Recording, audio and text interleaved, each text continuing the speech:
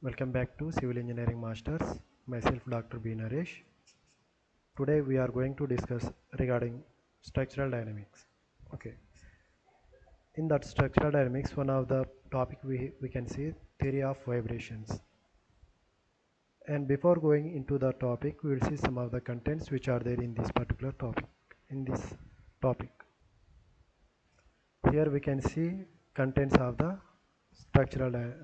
this particular topic, theory of vibrations. Before going to this theory of vibrations, we can see the some introduction part in structure this topic. Introduction will be there, elements of vibratory systems, degree of freedom. Okay, before going to the chapter, we will see regarding these things, and we have some reference books. I used to prefer dynamics of the structures by A.K. Chopra and dynamics of structures by Ray W. Clough and Joseph Penzian. Okay, these two books I used to prefer for preparation of the contents. Okay.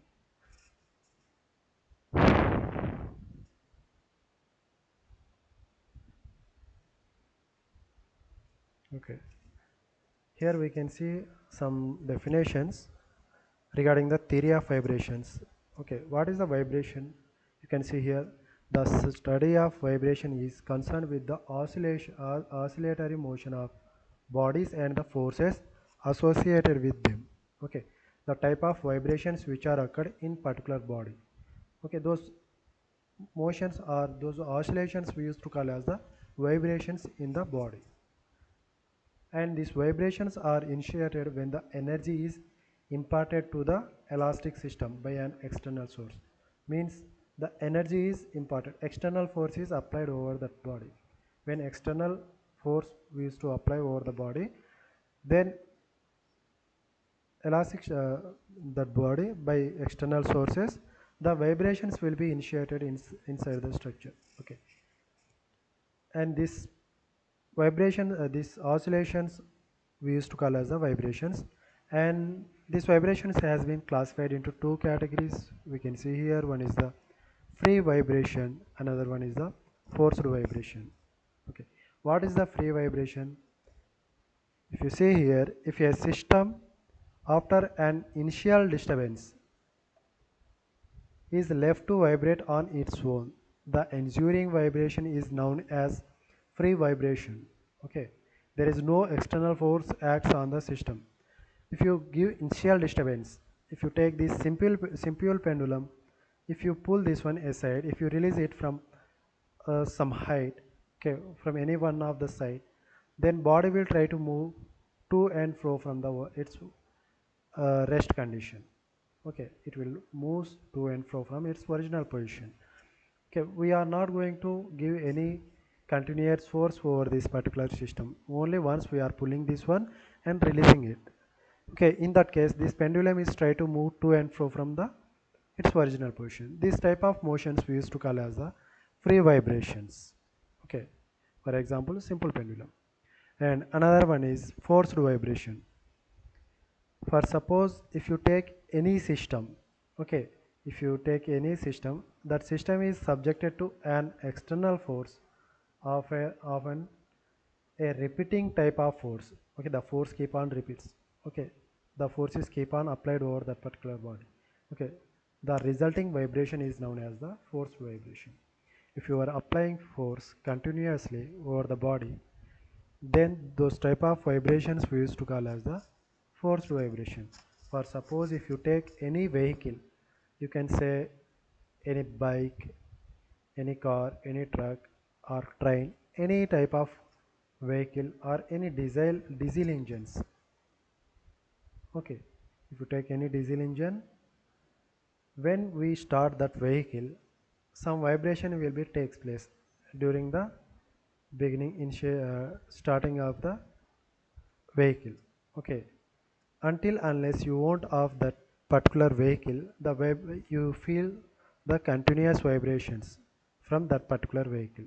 Those vibrations we used to call as the forced vibrations. Okay, and if you apply force keep on any one body, those forces also we used to call as the forced vibrations.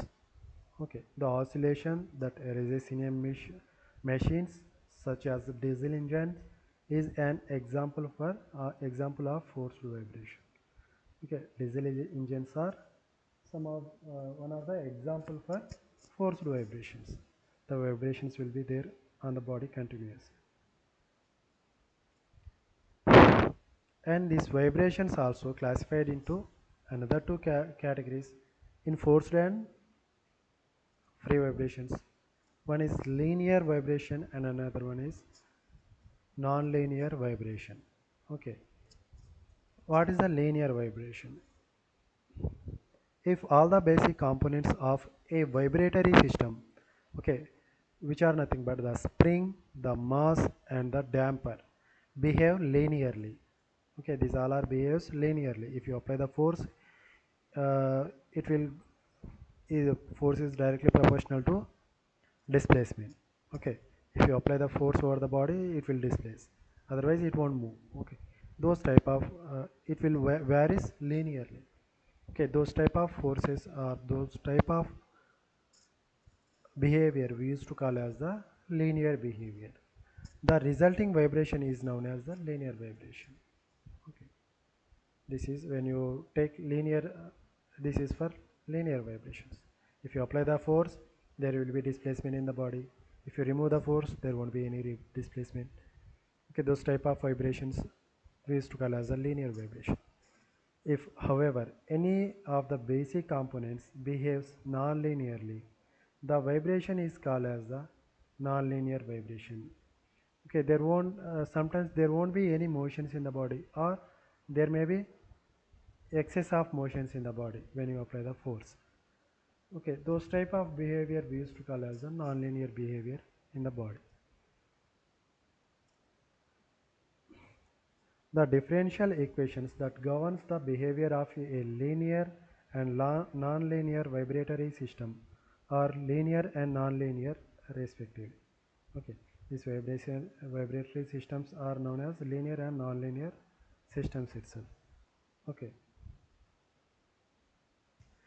the equations which we used to use derive these equations also we used to use some differential equations, those also linear equations. Sometimes we used to use linear differential equation, and sometimes we used to use non-linear differential equations to solve these motions.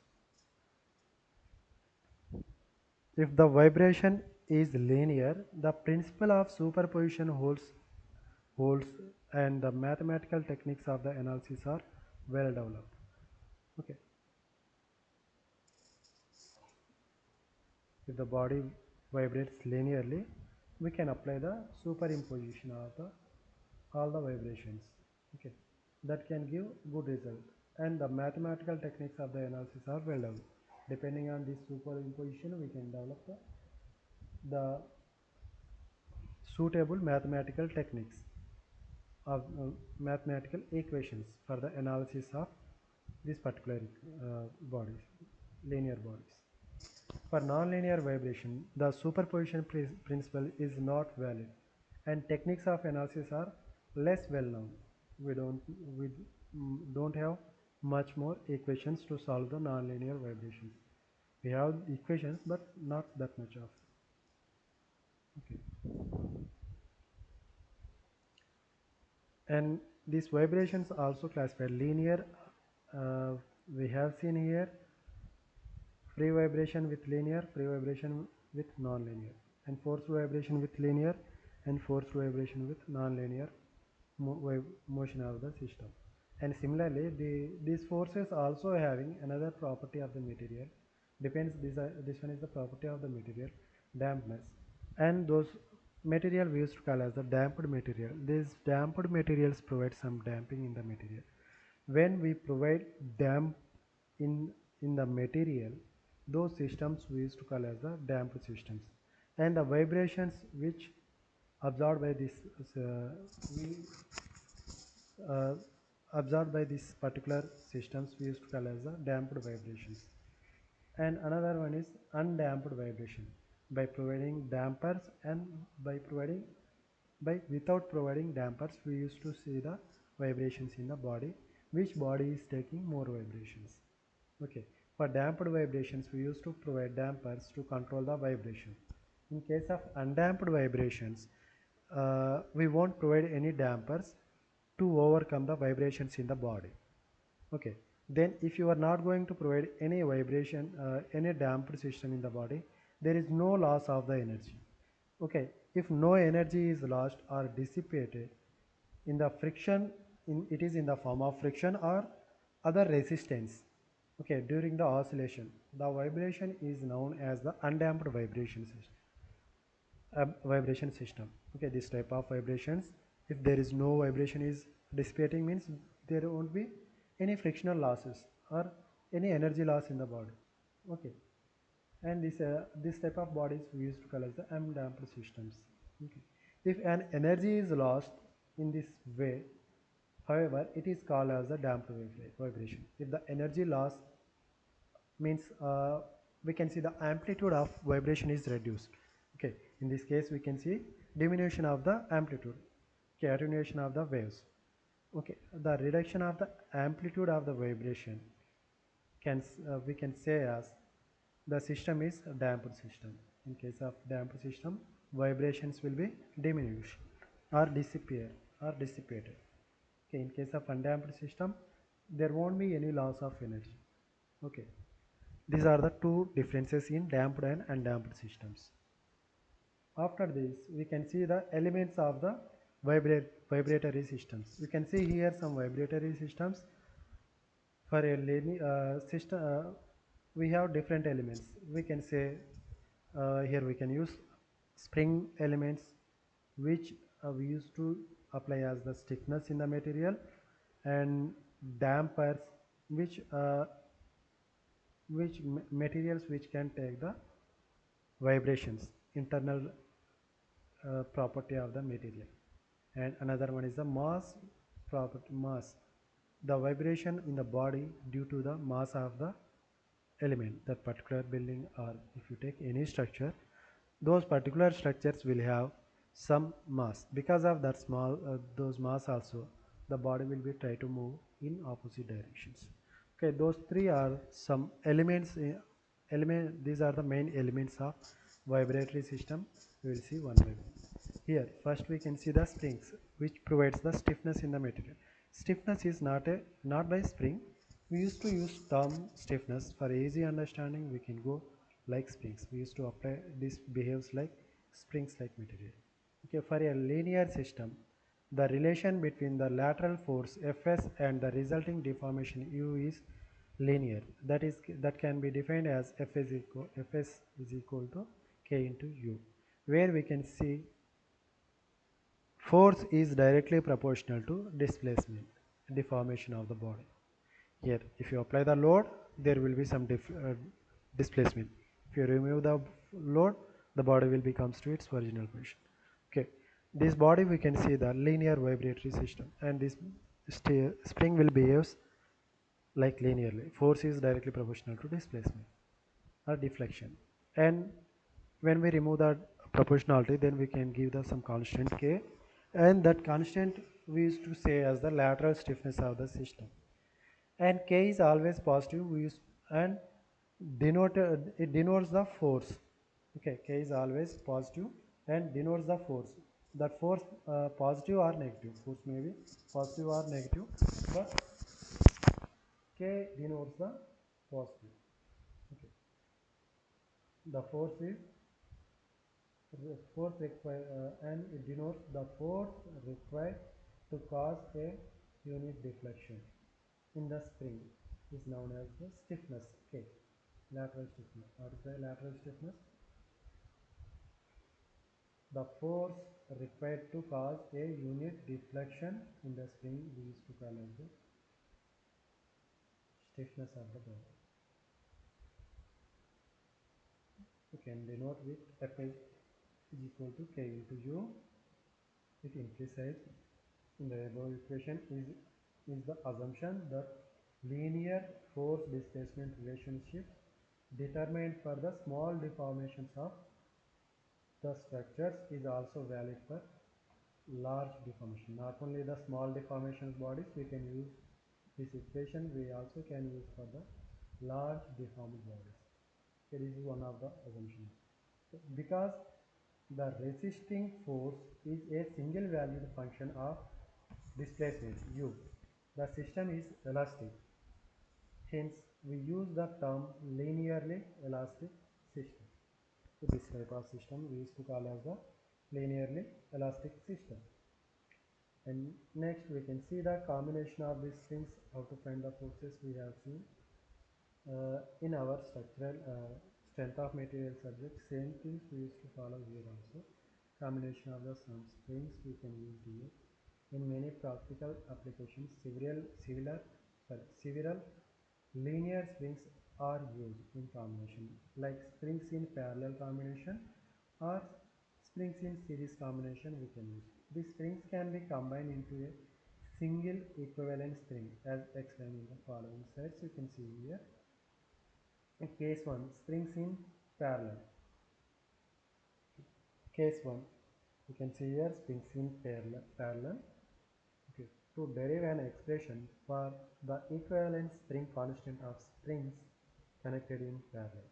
Consider two springs as shown in figure. This figure you can see A and these two springs are subjected to a load W. The system, when we apply this load W, this body undergoes the static deflection. You can see body is moving from original position to the displaced position. Okay, and total deflection of the body, you can say deflection of the body delta statics. Okay, and this one you can see in the figure B. And then the free body diagram of these two forces, these two springs and load W, you can see here, whereas total load is equal to the, you can see load will be carried by the material 1, spring 1, and load carried by the spring 2, whereas W is the externally applied load and material also offers some resistance. That one is F1 and second spring is F2. For spring F1 we can see K1 into delta St, the total force resisted by this spring. Stiffness of the material is known. K1 into delta St we can find F1, K2 into delta St, F2. F1 FST1 F1 plus F2 will give total load W. You see this equation, total load is equal to force F1 in spring 1 plus force F2 in spring 2. And in place of force F1 and F2, we can write that one force in terms of stiffness, okay, in terms of displacement, K1 into delta St plus K2 into delta St. Both bodies moves with same deformation. Both are having same deformation. Okay. Then we can get the equation W is equal to K1 delta St plus K2 into delta St. This one is the total load which are acting in the body. Similarly, springs in series connection we can see. Here we can see both the springs are carrying same load. Initially body has no load. Okay, it is in its original position. When we apply the load W, the body will deform in downward direction. But in this case, forces will be same in these two cases, but deflections will be changes. For first spring, we can see the deflection 1. Okay, this body is moved from here to here, delta 1. And second body will be moved from here to here, and during this motion, second element will be moved from here to here, delta 2. Okay, total displacement we can say as delta St. Delta St is nothing but delta 1 plus delta 2. If you see in this particular equation, delta St is equal to delta 1 moment of first body plus deflection of first body plus deflection of second body. Okay, this two gives total deflection in the spring. And by using these things, we can see W is equal to K1 delta 1 and W is equal to K2 delta 2. Both springs are carrying same forces. Okay, same loads. So in these cases, we can find deflection is equal to total load is equal to K equivalent into delta statics. Load applied over the body is equal to K equivalent stiffness into delta static, total deflection. Okay. And we can see K1 delta 1 is equal to K2 delta 2 is equal to K equivalent delta into delta SC. Okay. And from this equation, we can write delta 1 in terms of equivalent stiffness, and delta 2 also in terms of equivalent stiffness. If you substitute this all delta 1 and delta 2 value in this particular equation, you can get a final equation like this. Total deflection in the body will be like this. Whereas delta ST we can see as from this equation W by K equivalent. Okay, we used to substitute here W by K equivalent if you want to substitute. Otherwise, we can keep this one like this itself. And this equation also we can get like this. In terms of delta S2, this gets cancelled, and the delta equivalent will become this direction. And finally, we can get the equation like this: 1 by K equivalent is equal to 1 by K1 plus 1 by K2. This equation we used to call as the equivalent stiffness of the body. This is regarding the sting element or stiffness element. Next one is, we can say, damping element. Okay, here in stiffness element we can see the displacement of the body.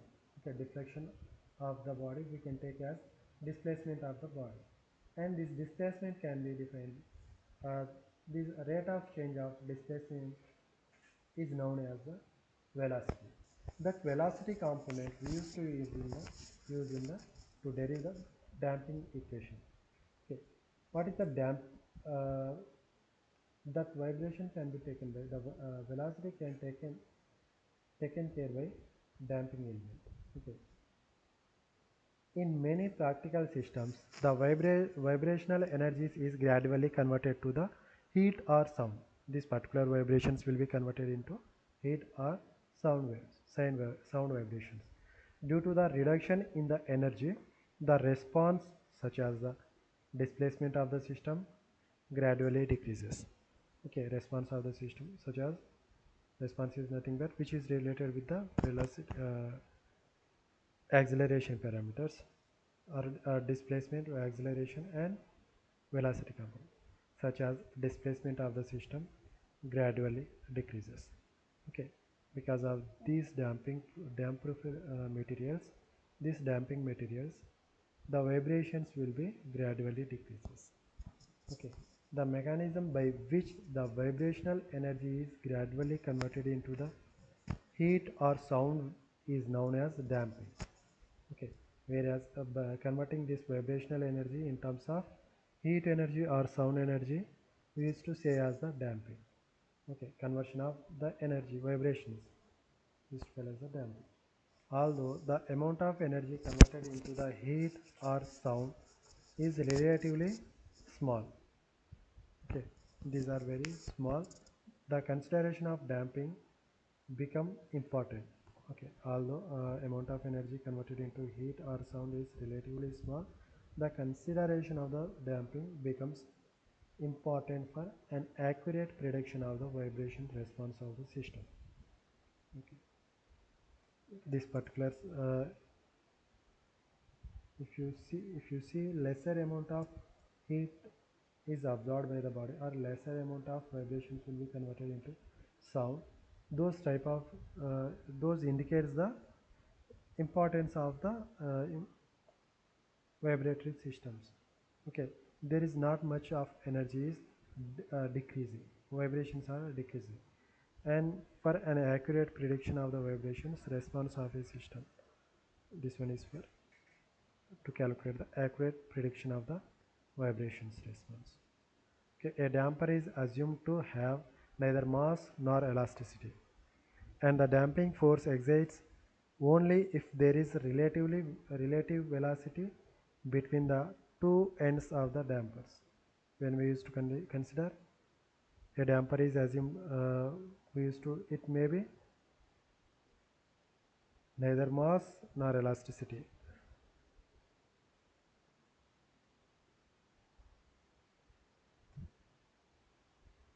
And this damping force will take care of velocity element response of the system. Okay, how it can be taken, we can see here. If you take a system like this, when we apply the force, dynamic force over the system, the body will be moves in the direction with displacement u. Okay, and this displacement u will be converted. Okay, this one is the resisting force, and here we can see the one of the damper has been provided in the middle of the this portal frame. Okay, because of this damper, and this displacement will be converted into the velocity u dot. You can see here in this diagram C, because this one is because of external force, there will be a dynamic resistance is offered by the damper, and this damper can be resist in terms of velocity function itself as shown in the figure A, B and C. Okay, and the equation for these forces we can see here by using Newton's second force is equal to displacement, you can say damping into velocity. Okay, damping C into velocity of the body. Okay, which is nothing but damping force Fd. Earlier we have seen spring force Fs, this one is the damping force, where the constant C is known as viscous damping coefficient. It has units of force into time by length. This one gives damping of the material, damping coefficient. Another element is mass or inertial element. Okay, the mass or inertial element is assumed to be a rigid body. It can gain or lose kinetic energy whenever the velocity of the body changes. Okay, it can lose kinetic energy, which depends on the velocity parameters. Okay, velocity of the body changes. From Newton's second law of motion, the product of the mass and acceleration, its acceleration is known equal to the force applied to the mass. The external force applied over the body can be found by using mass into the acceleration of the that particular mass. By multiplication of these two, we can get the force applied over the body. This is from Newton's second law. We can write work is equal to the force multiplied by the displacement in the direction of the force, and the work done on a mass is stored in the form of mass kinetic energy. Okay, we can see the work is nothing but force into displacement, and this work done can be stored in terms of kinetic energy due to the mass which is taking the displacement or acceleration. Okay, this can be stored in terms of kinetic energy. And you can see the modeling of tall structures. If you take any structure, if you provide dam, that will be different. Here we can't see any damper for this particular material. The space needle structure we can see here.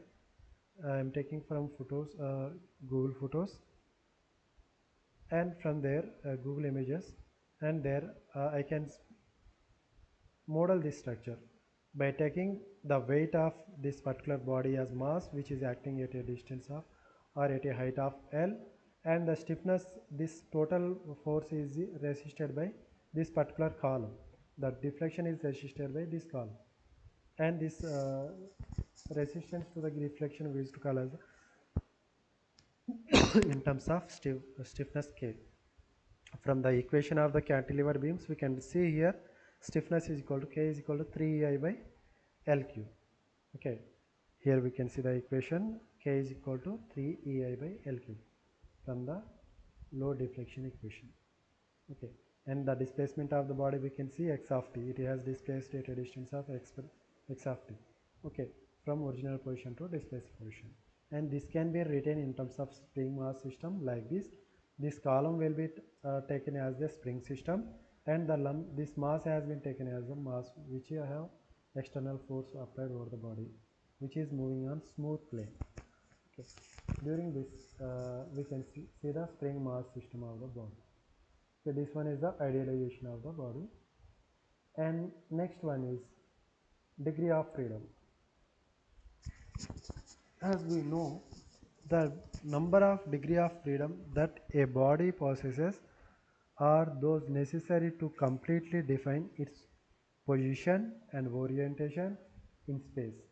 This is useful in several fields of the study such as robotics and vibrations, and also in structural problems, building designs, or any type of water tank designs, any type of structures. There we can use degree of freedom, which indicates the displacement of a body, motion of a body in one direction or two directions or three directions in space.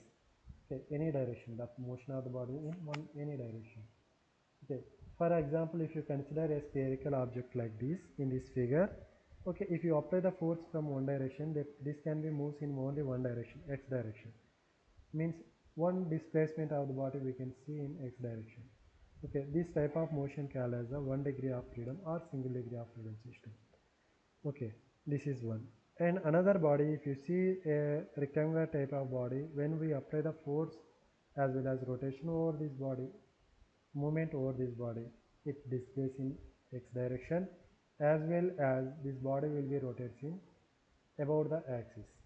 Okay, here with two displacements we can see body can be moved in two ways, one is x direction, another one is rotation. These two motion of the bodies we used to call as the deformation, or sorry, degree of freedoms of the body. Okay, initially we used to indicate the displacement with x, another one is the rotation with respect to theta, an angle of theta. This is known as the degree of freedom. With this I am ending the lecture. We will see next topic related to this chapter.